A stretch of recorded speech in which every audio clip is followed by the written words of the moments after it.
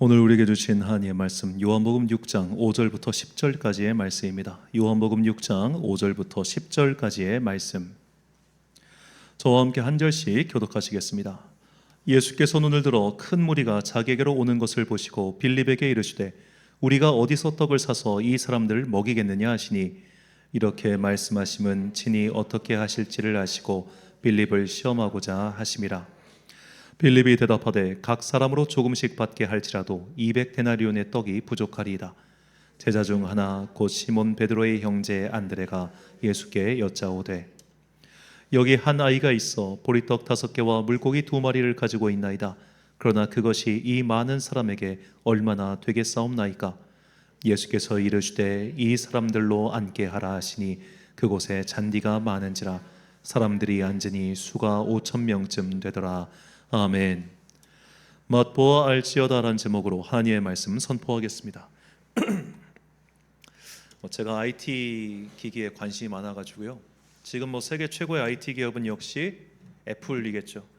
이번에 애플에서 신제품이 나왔습니다. 그 비전 프로라고 해가지고 이렇게 고글처럼 생겨가지고 이렇게 가상현실 VR을 체험할 수 있는 기계인데 가격이 무려 500만 원대입니다.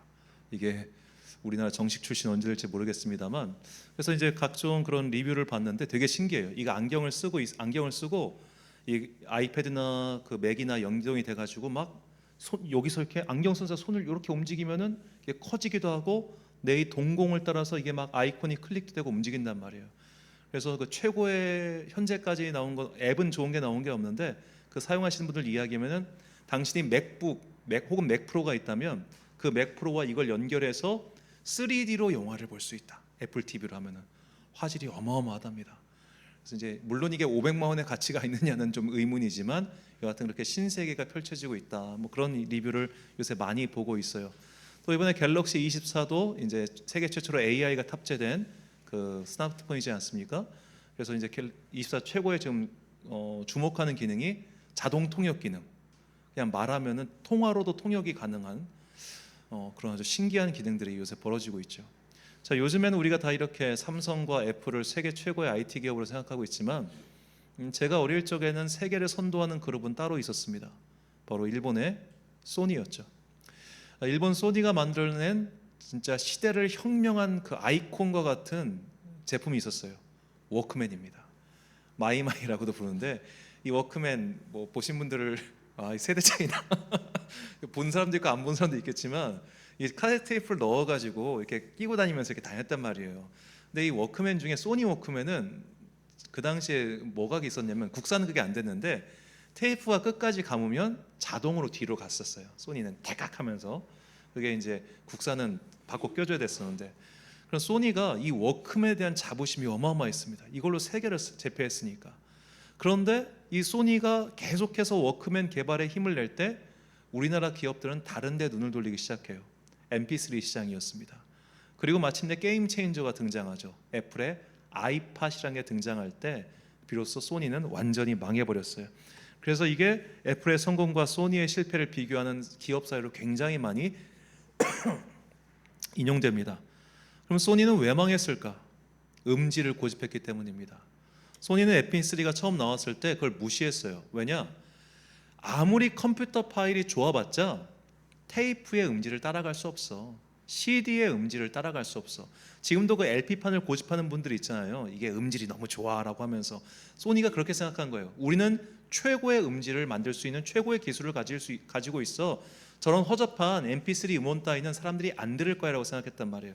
근데 사람들은 편리한 걸 추구했어요. 음질이 좋은 것보다는 그냥 내가 원하는 곡을 제때제때 그냥 짜각짜각 누르기만 해서 재생할 수 있는 그런 MP3 플레이어를 원했단 말입니다. 소니는 과거의 성공에 갇혀 있었기 때문에 시대의 변혁을 따라가지 못했고, 그 결과 오늘날에는 스파이더맨 빼고 다 없어졌다고 봐도 보면 소니 픽처스 그런 영화사만 빼고는 정말 나머지는 볼 게 없어졌다. 플레이스테이션과 그 스파이더맨이 유일한 위안이 돼버렸죠. 이런 소니의 어떻게 보면 그 몰락까지는 아니지만 그 세계를 선도하던 기업이 이렇게 뚝 떨어진 걸 보면, 파나소닉 같은 경우는 요즘 아는 사람도 없잖아요. 파나소닉. 그걸 보면 참 격세지감을 느낀과 동시에 성공의 함정이 얼마나 무서운지를 깨닫게 됩니다. 우리는 내가 거둔 과거의 성공 방정식에 집착할 때가 참 많습니다. 이것은 교회도 마찬가지입니다. 제가 예전에 다녔던 교회 중에 이런 교회가 있었어요. 그 교회는 아파트 전도로 되게 부흥했던 교회인데, 그 아파트 전도 방식이 뭐였냐면, 새로 입주한 아파트 딱 생기면 입주하는 시즌에 맞춰 가지고 전도대가 가서 그 아파트 입구에 텐트를 치고 들어오는 모든 입주민에게 교회 전도지를 나눠줍니다. 그리고 아파트에 들어가서 가가호호 방문해서 벨을 눌러요. 사람이 있나 없나 다 확인합니다. 전 라인을 다 확인합니다. 그걸 엑셀로 만들어요. 그래서 누가 입주했다 안 했다, 그리고 입주한 사람 중에 이 사람은 교회 다닌다 안 다닌다, 이걸 다 작업을 합니다. 그리고 그 다음부터 계속해서 그 라인을 방문해 가지고 사람들을 이제 교회를 전도하는 그 방법을 썼습니다. 이게 90년대까지는 통했어요. 그런데 그 다음부터는 제가 갔을 때는 이미 그 방식은 완전 옛날 방식이 되어 있었습니다. 왜 그랬을까요? 아파트 구조가 바뀌었잖아요. 90년대까지 지어진 아파트들은 복도식 아파트니까 굳이 경비원의 제재를 받지 않고도 이렇게 올라가서 가가호 방문이 가능했지만, 지금은 다 유리문으로 막혀 있는데 들어갈 수가 없잖아요. 그래서 제가 물어봤어요. 들어갈 수가 없는데 어떻게 해야 됩니까? 기다리래요. 기다리고 있다가 누가 나오시면 그때 쏙 들어가라는 거예요. 이게 목사가 무슨 도둑놈도 아니고, 굉장히 자괴감을 느꼈는데, 물론 뭐 시키니까 열심히 했습니다만 30년 전 성공 방식을 고집하고 있는 거예요. 이미 아파트의 가옥의 구조가, 그러니까 시대가 변한 정도가 아니라 가옥의 구조가 바뀌었는데도 그 옛날 방식을 고스란히 고집하고 있으니까 참 안타깝기도 했습니다. 지금도 마찬가지죠. 이제 코로나 이후에 특히 시대가 변했습니다. 아직도 학교 앞 전도를 하시는 분들이 계시고, 저는 그 열정을 절대 폄하할 생각이 없습니다만 주의해야 됩니다. 실제로 부산의 한 교회에서 학교 앞 전도를 하시다가 목사님이 미성년자 약취 유인죄에 고발당하셔가지고 경찰서에 가셨습니다. 학교 앞에서 미성년자들에게 무언가를 나누어 주는 행위는 그들을 유도하는 행위이기 때문에 범죄라는 거예요. 그걸 고발하시는 학부모들이 꽤 많습니다. 그러니까 옛날처럼 그래 목사님이니까 좋은 일 하시겠지, 교회니까 좋은 일 하겠지, 이런 부들부들한 세상이 아니에요. 그냥 진짜 장난 아닙니다. 그러니까 항상 주의해야 되는데, 이렇게 시대가 바뀌었고 환경이 변했음에도 불구하고 우리가 과거의 성공 방식, 과거의 나의 경험을 고집할 때가 참 많더라는 거죠. 문제는 이것이 신앙생활에도 고스란히 적용될 때가 많더라는 겁니다. 내가 겪어온 나의 삶, 내가 지금까지 겪어온 나의 경험, 이 경험의 틀 안에 하나님을 가두어 두고 하나님도 이 경험의 틀 안에서만 행동하실 거야 라고 단정 짓는 것이죠. 오늘 본문에 보면 오병이어 사건, 그곳에 나오는 두 명의 인물 또한 마찬가지였습니다. 빌립과 안드레가 등장하는데요, 예수님께서 이 들판에 앉아있는 5천 명이 넘는 회중을 보며 너희가 이들에게 먹을 것을 주어라 라고 하는 시험 과제를 내셨을 때 그들은 이렇게 대답합니다. 본문 7절부터 9절까지 말씀. 빌립이 대답하되 각 사람으로 조금씩 밟게 할지라도 200데나리온의 떡이 부족하리이다. 제자 중 하나 곧 시몬 베드로의 형제 안드레가 예수께 여짜오되 여기 한 아이가 있어 보리떡 5개와 물고기 2마리를 가지고 있나이다. 그러나 그것이 이 많은 사람에게 얼마나 되겠사옵나이까. 자, 이 두 사람은 매우 상식적이고 현실적인 반응을 하죠. 이 많은 사람을 딱 보니까 주님 각이 나옵니다. 예수님 5천 명 이상에게 딱 먹이려면은 돈 얼마, 식수 얼마, 배당 인원 얼마, 일에 각이 나옵니다. 제가 이거 많이 해봐서 압니다. 지금 우리한테 이 자원들이 필요하고 이런 일들 해야 됩니다. 그러니까 빌립과 안드레는 머리가 잘 돌아가는 사람이었어요. 지금 예수님 따라다니면서 이렇게 많은 인원이 모인 게 한두 번이 아니었어요. 물론 엄청나게 모였지만 지금까지의 경험을 바탕으로 생각해 볼 때 이 정도 인원을 먹이려면 이 정도의 돈이 필요하고 이 정도의 자원이 필요하다는 게 딱 나왔습니다. 프롬프터가 딱 나온 거예요. 그런데 뭐가 없습니까? 이것을 실행할 인원과 자원이 없는 거예요. 그러니까 그들은 주님, 당신의 명령을 수행하기 위해서는 요런 게 필요합니다 라고 자기의 경험에 의거해서 답을 내놓은 겁니다. 자, 이 대답, 이 질문, 이것이 마치 오늘 우리의 행동 같지는 않습니까? 내가 생각한 것 그 이상으로 하나님께서 일하실 거란 기대를 하지 않습니다. 내가 경험한 것 그 이상으로 하나님께서 다른 일을 하실 거라 기대하지 않는다는 것이죠.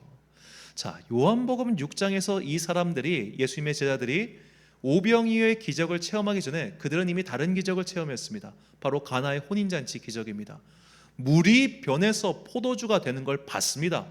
없는 데서 있는 게 나오는 걸 봤습니다. 그런데 왜 없는 데서 빵이 생길 건 생각하지 못했을까요?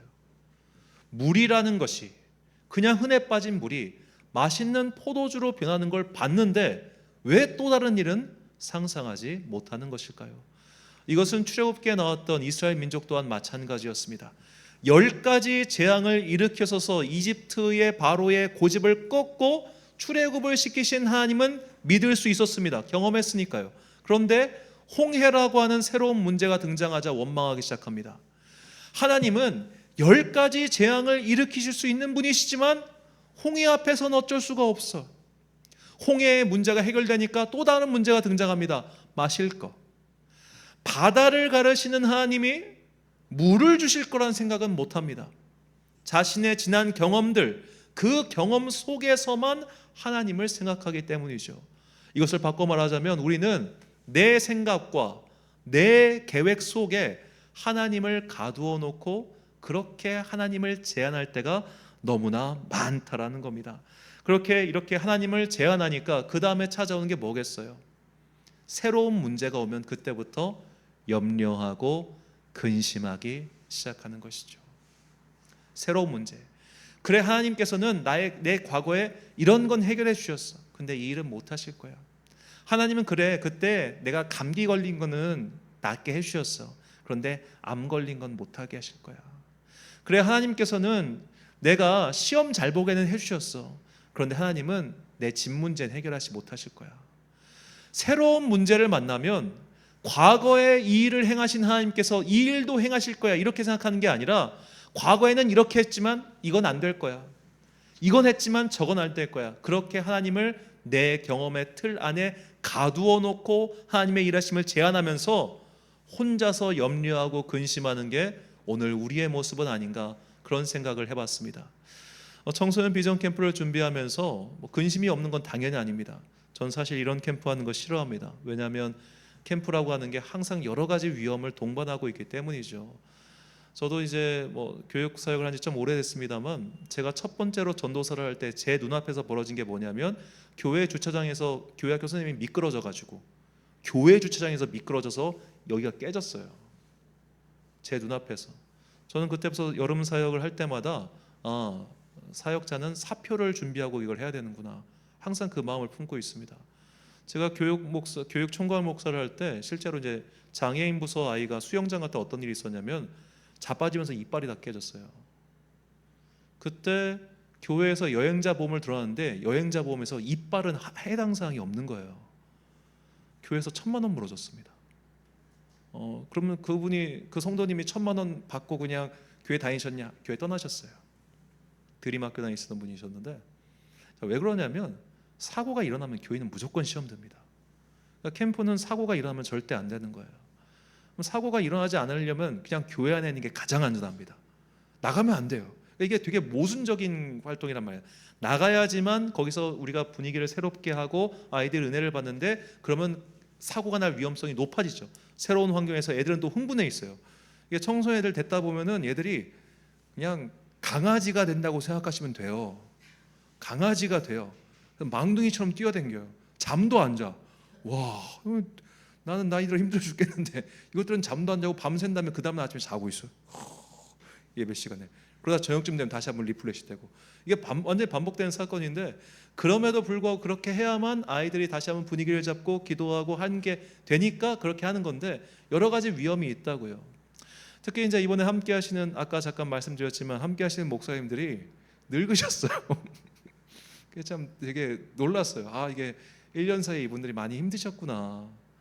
그걸 느끼면서 마음속에 확 근심이 다가오는 거예요. 이거 잘 치를 수 있을까? 이제 우리가 진행하는 캠프가 주로 기획과 그런 것들은 다 우리 교회가 담당하고, 인원 모집부터 시작해서 행사를 어떻게 보면 진행하는 식사요원, 그런 것들은 또 해당 교회에서 하시는데, 이게 이제 지방의 교회들이 진짜 급격하게 고령화되고 있습니다. 급격하게. 그러다 보니까 일할 수 있는 사람은 줄어들고 또 본인들도 기운이 많이 빠지고 이런 것들이 되게 저에게 큰 근심으로 다가왔어요.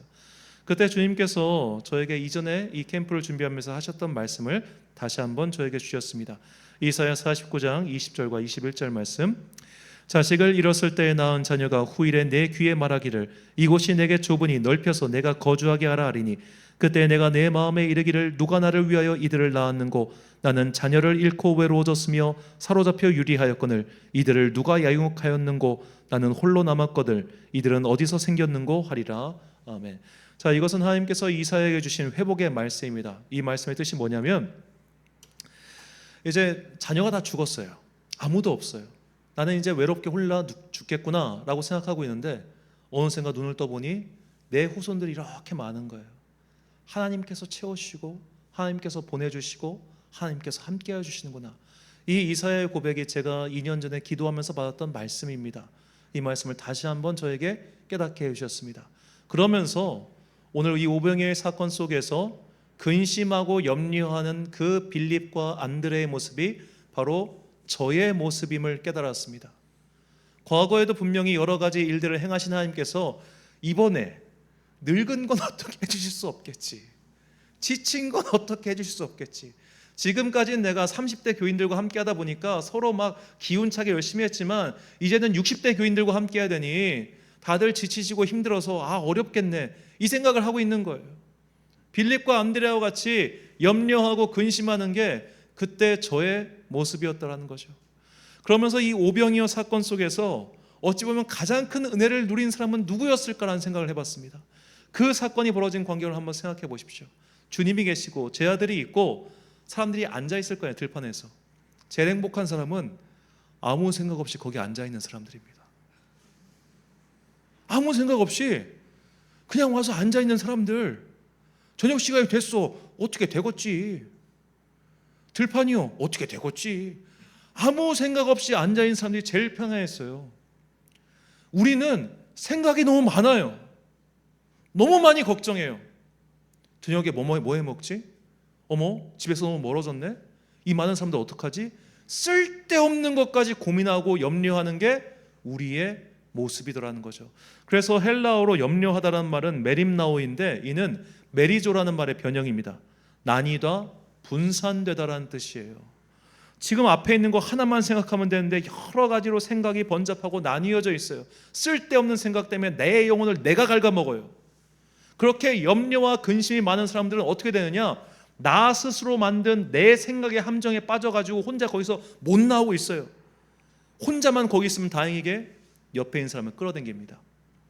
야, 나는 이렇게 걱정이 많은데 너는 왜 이렇게 평안하냐? 평안한 꼴이 안 보여요. 같이 근심해야 돼요. 같이 걱정해야 돼요. 웃으면 짜증나요. 난 이렇게 속이 북닥거려 죽겠는데. 이 모습을 누가 보여주느냐? 바로 마르다가 보여주죠. 누가복음 10장 40절과 42절까지의 말씀. 마르다는 준비하는 일이 많아 마음이 분주한지라 예수께 나아가 이르되 주여 내 동생이 나 혼자 일하게 두는 것을 생각하지 아니하시나이까. 그를 명하사 나를 도와주라 하소서. 주께서 대답하여 이르시되 마르다야 마르다야 내가 많은 일로 염려하고 근심하나 몇 가지만 하든지 혹은 한 가지만이라도 족하니라. 마리아는 이 좋은 편을 택하였으니 빼앗기지 아니하리라 하시니라. 아멘. 자, 우리가 마르다랑 똑같더라는 거예요. 분주해요.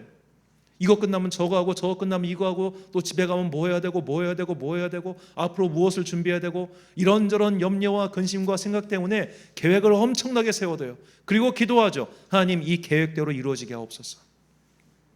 하나님께서 일하실 공간을 사실 우리는 안 만들어 드려요. 내 생각의 틀을 완전히 갖춰 놓은 다음에 하나님 이 안에서 임하옵소서. 이대로 일해 주시옵소서 라고 기도합니다.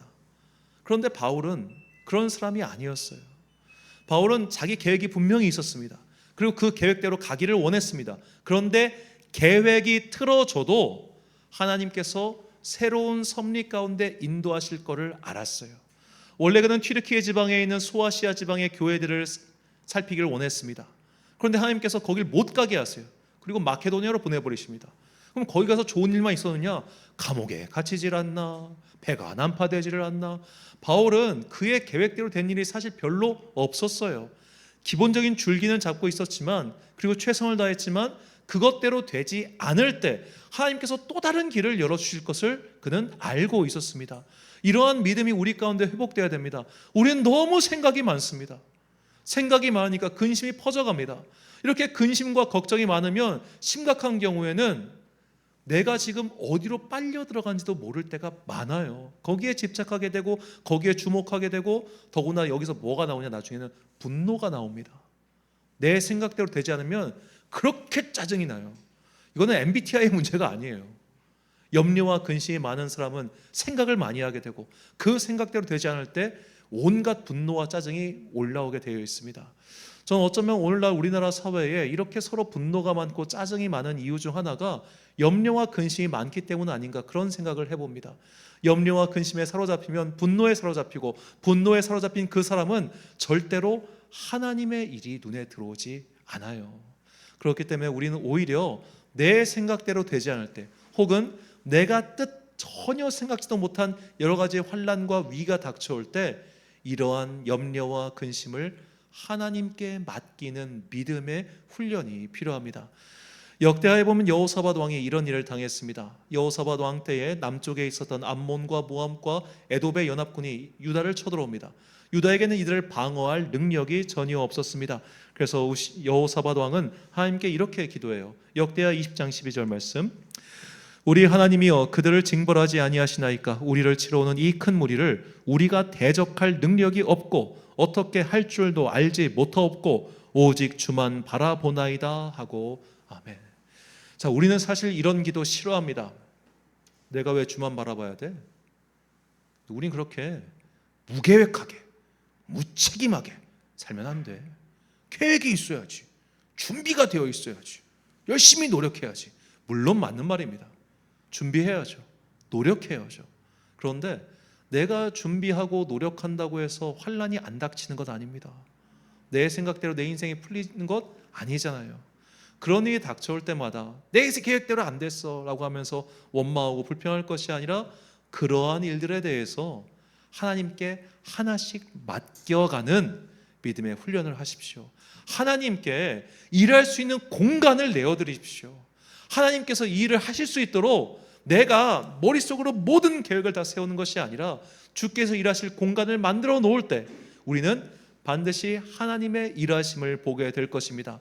사도 바울은 그렇기 때문에 이러한 모든 일을 경험하고 나서 빌립보 교인들에게 다음과 같이 권면하죠. 이 믿음의 권면이 우리의 믿음의 고백이 되기를 간절히 소망합니다.